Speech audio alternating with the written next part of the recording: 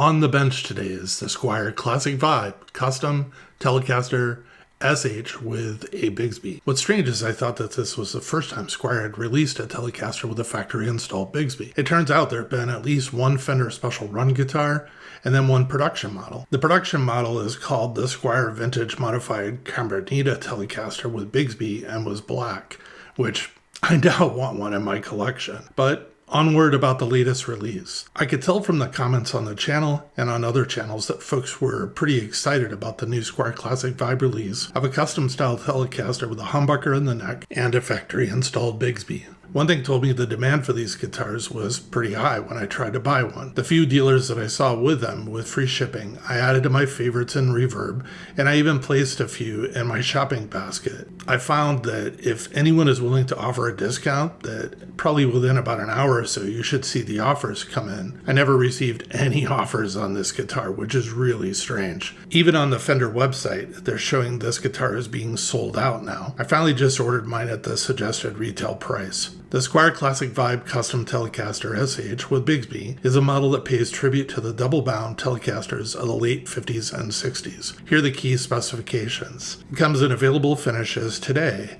of Aztec Gold and Lake Placid Blue. My guitar is in the Lake Placid Blue. The guitar is built in China. The body is made out of poplar. It's double bound both on the front and the back, and the finish is a gloss polyurethane finish. The neck is a maple neck with a C-shaped profile. Tinted gloss urethane, 25.5 inch or 648 millimeter scale length, and a fingerboard material or fretboard of Indian laurel.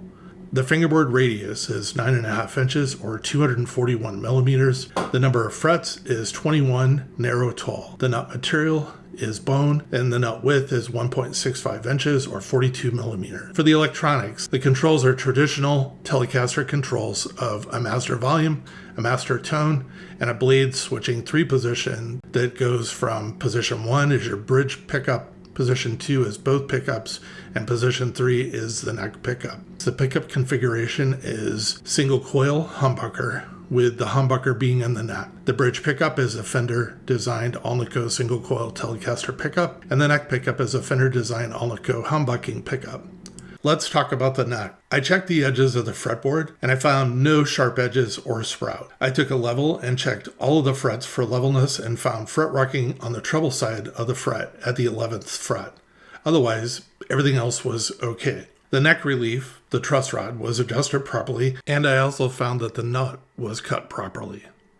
The tuners functioned perfectly and it was easy to tune the guitar. The Indian Laurel fretboard is the nicest looking I've seen on a guitar to date. Looks pretty damn dark and close to rosewood in my opinion. It will need some steel wool as it's a little rough, and I already applied some oil as it was dry. The only issue I have with the neck is the gloss finish on the back of the neck. I'd prefer satin. It comes with a bridge tailpiece, which is a vintage style floating bridge with barrel saddles, which is a Mustang style bridge, and a Bigsby licensed B50 vibrato tailpiece. The tuning machines are standard Squier vintage style, and the suggested retail for the guitar is $524.99. I found the two 250K pots were small, inexpensive fare that you normally find in a Squier, including the blade switch. They work and are fine now, but would make for good upgrade targets. I just built myself a new testing cable for testing DC resistance and inductance on the guitars that I checked for the channel. And I also invested in purchasing a new digital handheld LCR multimeter so I could do more accurate testing on pickups on the channel. I thought the inexpensive model that I was using all along on the channel was doing a good job. Nope. When I started testing some of the very same guitars that I've done recently, it turns out that I was doing fine on the DC resistance readings, but my old meter just really sucked when measuring inductance. I'm happy to have something now that's very accurate. I'm doing a video shortly on how to and why you would check DC resistance and inductance on pickups, and what do the values actually tell you. More on that later in the video. Measuring DC resistance, the bridge equals 7.186 k ohms. Both pickups together equals 3656 k ohms. The neck pickup equals 7.110 k ohms. Measuring inductance. The bridge equals 3.292 henries. Both pickups together equal 1.8075 henries. And the neck pickup by itself equals 3.458 Henrys. Here's some things that I found.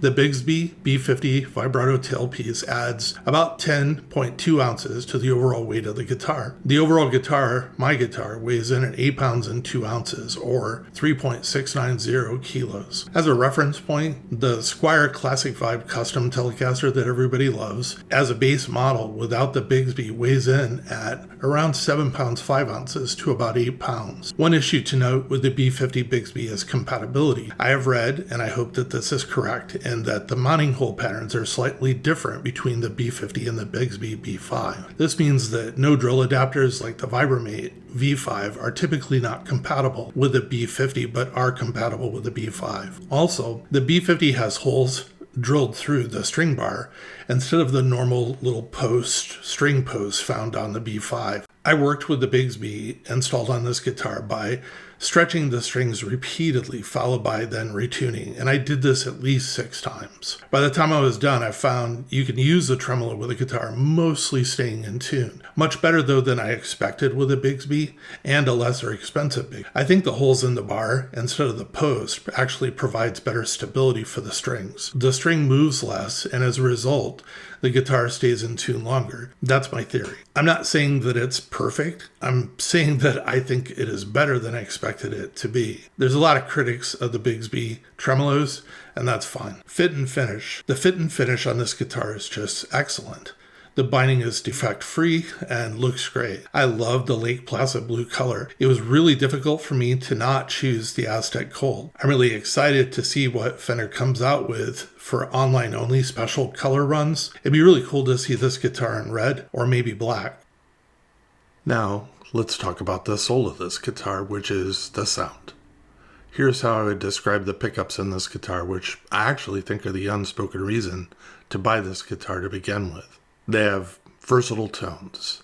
The combination of a Fender design Alnico single coil in the bridge and humbucker in the neck, I think, is a major plus. I think this combination of pickups provides a wide tonal palette, allowing the guitar to handle a variety of genres of music: jazz, blues, rock, funk, and country. The guitar produces also a classic Telecaster sound. The bridge single coil pickup delivers the authentic, twangy bite that Telecasters are renowned for. Overall warmth and sustain. The neck humbucker provides a warm, full-bodied sound, and with very good sustain. Overall excellent value for the pickups. I think the pickups in this guitar are good.